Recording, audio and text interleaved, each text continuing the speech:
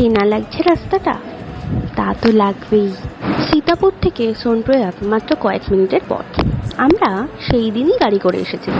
আপনারা চাইলে সোনপ্রয়াগ বা গৌরীকুণ্ড স্টে করতে পারেন। হরিদ্বার বা ঋষিকেশ থেকে আপনারা যে গাড়ি করে এসেছেন এত দূর, সেই গাড়িটিকে এই সোনপ্রয়াগেই টাটা করে পার্কিং লটে ছেড়ে আপনাদের কিছুটা পথ হেঁটে গিয়ে স্যাটেল গাড়িতে করে গৌরীকুণ্ড পর্যন্ত যেতে হবে।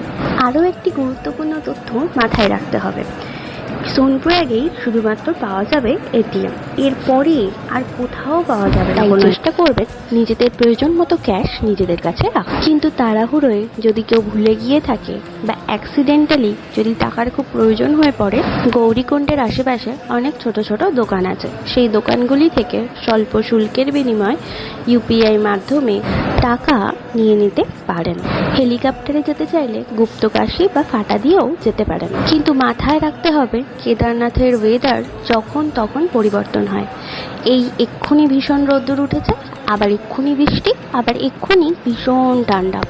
তাই ওয়েদারের ওপর নির্ভর করে হেলিকপ্টার পরিষেবা মাঝে মাঝেই করে দেওয়া হয় বন্ধ।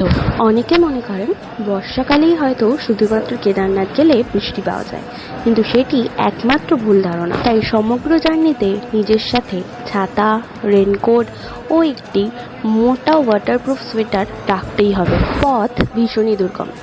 সিনেমা বা রিলসে দেখা পথ এই বাস্তবের পথের কাছে কিছুই না।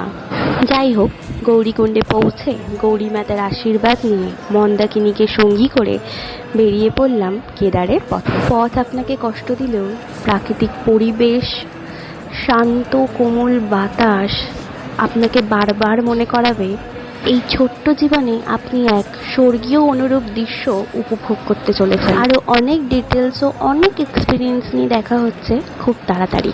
টাটা।